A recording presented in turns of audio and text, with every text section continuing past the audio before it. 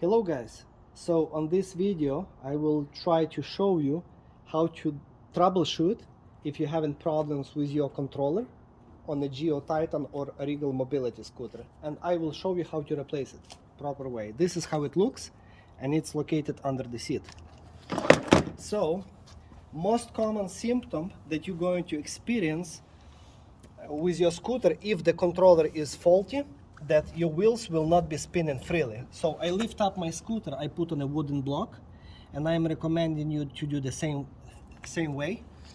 So try to spin it with your hand and you will feel big resistance with the ignition off, even with the main breaker switch off. So it feels like there is a problem with the motor that maybe got locked up, but I will show you what it is. So you will need to lift up the seat and remove those two bolts here and two on the bottom. So I removed mine already. Now your main controller is located behind this panel, black metal piece. So it's hidden behind the plate, and you will need to remove this nut and this one right here in order to basically drop it down. So those are 8mm nuts, and you will need to hold it from the inside with your finger.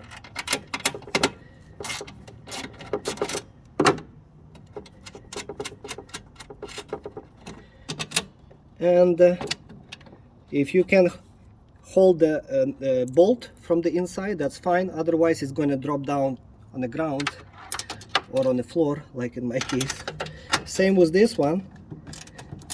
I'm holding with my finger and then just loosening this nut. Okay, so basically the controller is not attached to the plate anymore.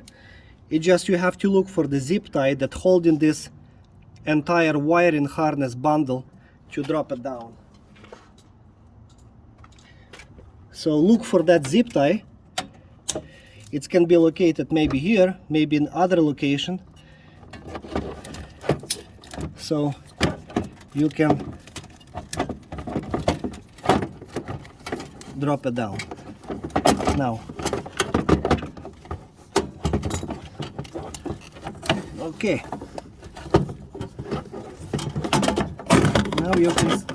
Now you can see the controller itself, and there is a wire that is really stretched, which is a red and a black in my case, because this is a newer model, 2022 2023, and this one is equipped with the alarm module, which is located behind, and this is the plug for the alarm that was holding it. Other than that, it's going to drop down basically freely. Okay, here it is. This is the original controller. Now, as you're going to see, the controller is going to have two boxes, two connection boxes. Box number 1 and box number 2. This is the most important connection boxes on this controller. The rest of them pretty much plug and play. 3 plugs, as you can see. Now, before you're going to touch this box right here, especially the yellow and the blue wire, you will need to disconnect the battery terminal wire. Your ignition, your breaker switch will be off anyhow, because when the controller is faulty, you will try to turn it on, but it trips back right away, as you can see. So you cannot even leave the power on the scooter anymore, because you're having problem with the controller or with the motor itself. So no matter if you're trying to turn it off, it's already off. So, but you still need to disconnect the main power wire here.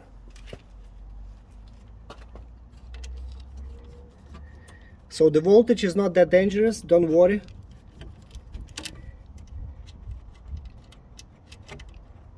just leave it disconnected down here. Now, next step, I'm going to disconnect the blue and the yellow wire from each other.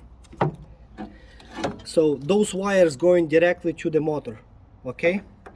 Once I disconnected those two wires, the wheel's supposed to move freely because there will be no power supply to the motor anymore. But remember that this controller is energized right now. The capacitors inside of the controller has lots of voltage. So if you will touch those two wires together or touch any of those two wires to the metal frame, you're going to experience spark. So remove slowly one by one and tape it with the regular electrical tape that to avoid spark, just for your own safety, especially if you're working in a garage where you have some flammable like a gasoline or anything like that. So this is 8mm nut.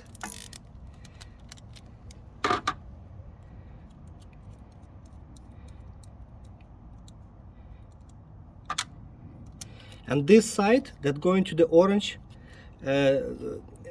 with the orange wire going to the motor. So don't worry about this one. All you have to worry about the blue wire that going to the controller, because that one is having a voltage right now. You don't feel it with your finger, but once you touch it with a yellow wire or with the frame, it's going to be big spark. So this is my recommendation, to tape it over. Now next wire is yellow.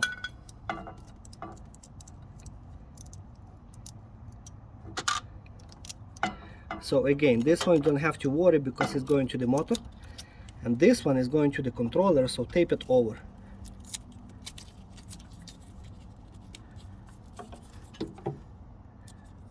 Okay. Okay. Now once we disconnected those two wires, you can lift the controller and we'll try to rotate the wheel to see if it's going to spin freely. As you can see, the wheel is spinning freely, which means that the motor is not locked up because the voltage is not supplied anymore after we disconnected the controller. So pretty freely, no grinding noise, nothing like that. So we know for sure the motor is not the problem here. The problem is the main controller. Now when it comes to replacing the controller, let's continue. So let's disconnect the wire number 3, the green one.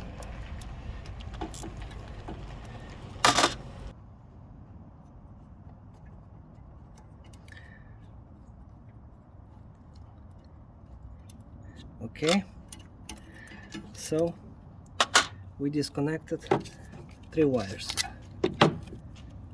I'm just going to tape it over in case.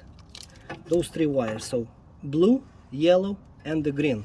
And remember, the same colors will be going directly to the motor, to your orange thick cable. Maybe on your older scooter it was a black color, but it doesn't matter. The color of the wires will be the same inside of the loom. So green to green, yellow to yellow, blue to blue. Green to green, yellow to yellow, blue to blue. That's easy. Now next would be the same junction box or connection box, whatever. Will be disconnected one by one. And we also will be isolating them with the tape for the safety. So brown will be going to red, remember that.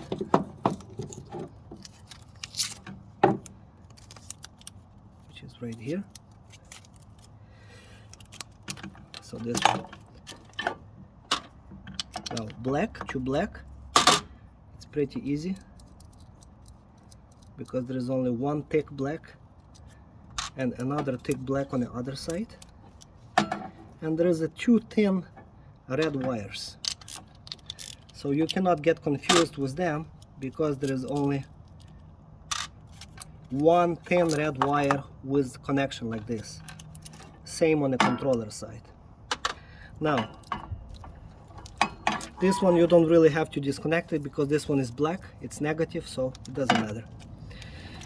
Now we unplug in the plugs, 3 plugs, and that's it. This is your old controller. So you will find 2 more plugs. They were not connected to nothing because they are optional for the diagnostic purposes or for the reprogramming of this controller, but that's for the factory use only. You don't need to worry about those 2 plugs. All you need to worry about how to plug in thick wires with a connection like this. This is the most important bundle of wires that you have to connect it properly. So now with this wire still disconnected, you are safe.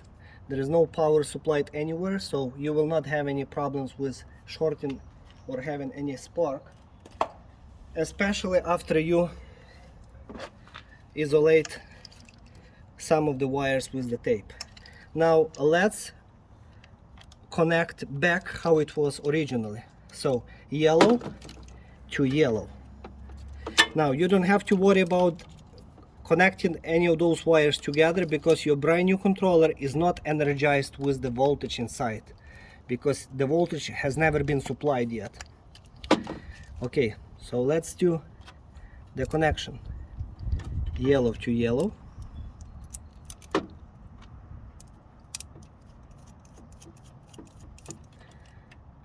Green to green.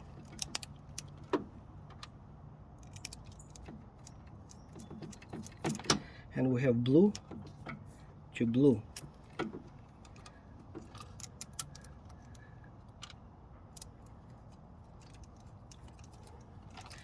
So as you can see, yellow across the yellow, green across the green, blue across blue. Now tight all of those nuts, because if you're going to have any loose connection here, the high voltage is going to create a spark and the heat, and it's going to melt those connectors.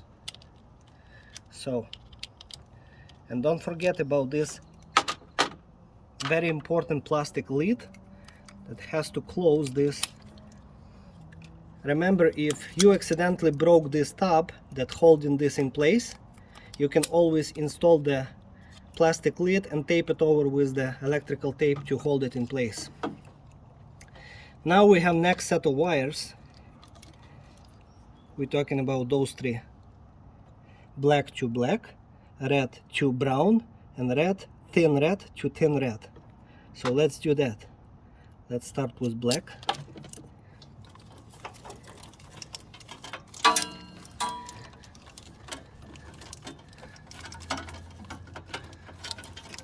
Okay. Okay.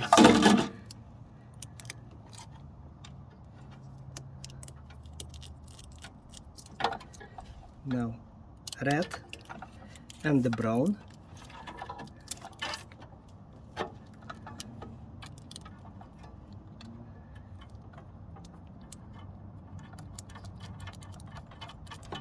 And the thin red to thin red on the controller side. Okay, so again, red to red, thick red to brown, thick brown, and the black to black. Let's tighten all of those 3 nuts.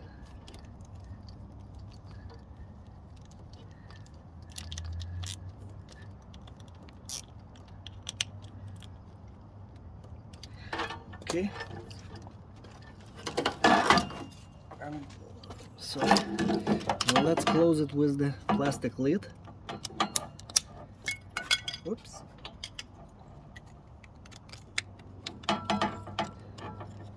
Okay, now we have 3 sets of wires that I told you. 2 of them are not going to be used, so those 2 that you see, they are not used. only this one with the 5 wires will be going into the alarm module right here, if you have a newer model with the alarm module installed behind the plate. But this would be the very last one to worry about. So let's connect the rest of the wires. So you cannot get confused where this one going, because it's only one shape on one end and the same shape on the other end. Now you have this one, that will be exactly the same story, male to female, and you have the last one that going to the motor, male to female. That's it. So we connected new controller. The only one plug is disconnected for the alarm, and those little two are not connected to anything. Now, with the breaker off, let's try to reconnect the power.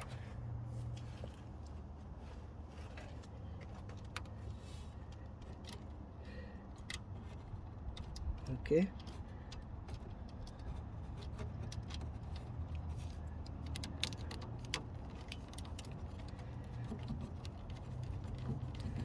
So don't install the controller until you know that everything is working like it should.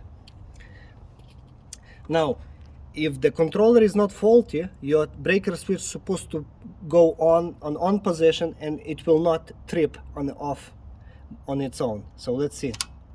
Okay, that's a good sign. Now let's turn on the display, the ignition, and see what we have on the display. Well, the machine is powered on, and now let's see if it's going to, the wheels are going to move. As you can see, it's moving no problem. And I can change the speed,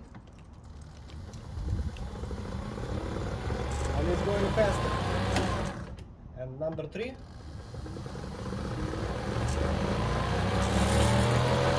Okay.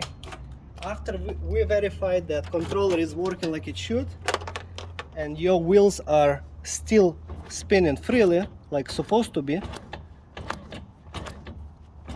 well, basically the job is almost done, except that you have to install the controller back in place.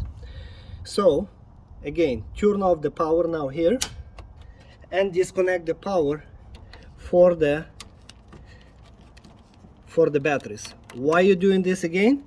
Because just in case, if anything goes wrong, you're gonna have a big spark. So to avoid that, let's now you remember that controller was hidden basically behind the plate originally. But my advice, if you want to, this is up to you totally, connect it this way. So from this side of the plate, because you will have access next time if you ever need to either replace the controller or just do any visual, inspection if anything is loose or wet or anything that needs to be improved, like any wires or connection. It's easier for you to see everything.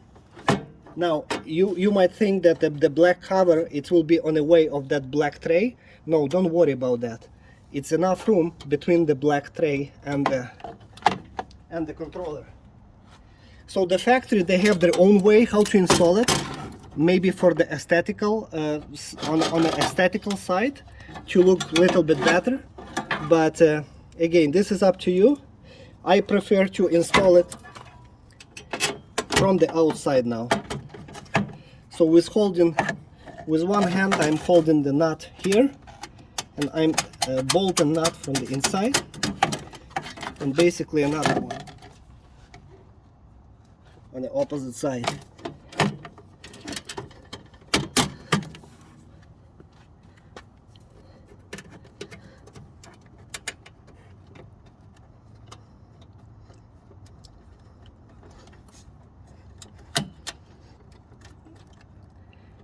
Yeah, maybe it's going to be tight space for many people, because especially for older people.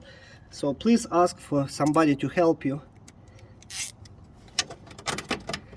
Okay, tight.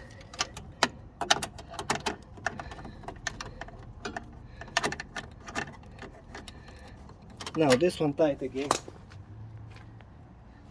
Now preferably you get yourself a nice plastic zip tie like this, maybe longer one, more heavy duty than mine, and just get all of this bundle of wires together as much as possible, and you have couple holes on this plate to hold it down.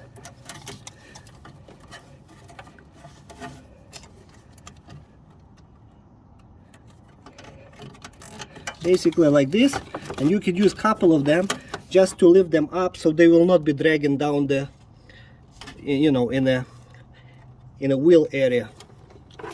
So make sure they are not loose, too loose, and nothing is touching the wheel like I'm showing you right now.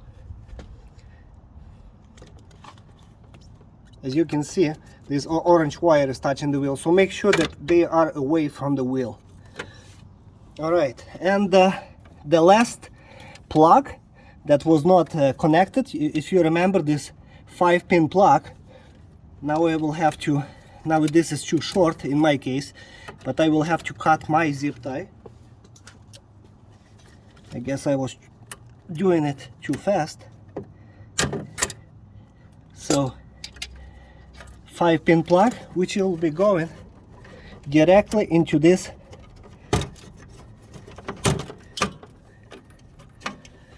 alarm module. So now the alarm module, you don't see it, it's right here, this box right here. It's not visible to you, but here is a plug. I hope you can see. I guess the reflection of the body is not showing you, but anyway, there is a plug, the brown plug. That's where you're going to plug in that 5-pin plug.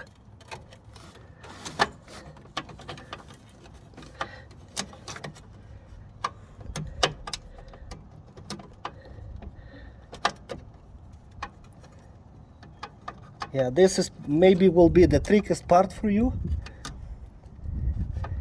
because of the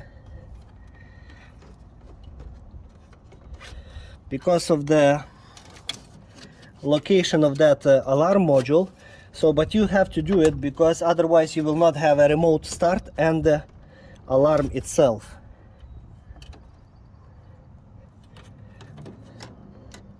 Okay, I plugged in mine. You have to find the which position, so make sure that it's going to be this tab, this clip or locking tab is facing back.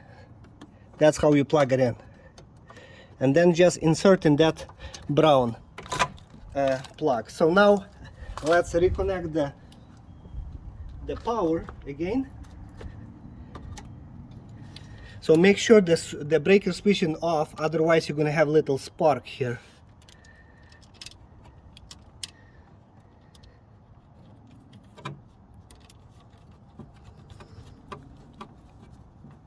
And now turn on that's good. And now let's see if the alarm and the remote fob is going to work, so you have to push it twice. Okay, making noise, and let's look at the display. The display is on. As we can see, it's on. So remote start is working. Let's try to twist the throttle. It's all working. No problem at all. So we replaced the controller, we plugged in everything back in place how it was. Now after all of this, you just, as I mentioned before, just make sure that all of the wires are away from the wheel, and you can basically now install the tray. I'm just showing you like that because I have to look for another zip tie, but I'm just showing you that it fits, and the controller, it's not on its way. There is some gap between the plastic tray and the controller, like ½ inch gap. So this is up to you how you want to install the controller, exactly how the factory did or the way I showed you. Well, this is it. On my next video I'm going to show you how to replace the motor itself, which is a really rare case that it can fail, but it does once in a while. I see that. Alright guys, take care.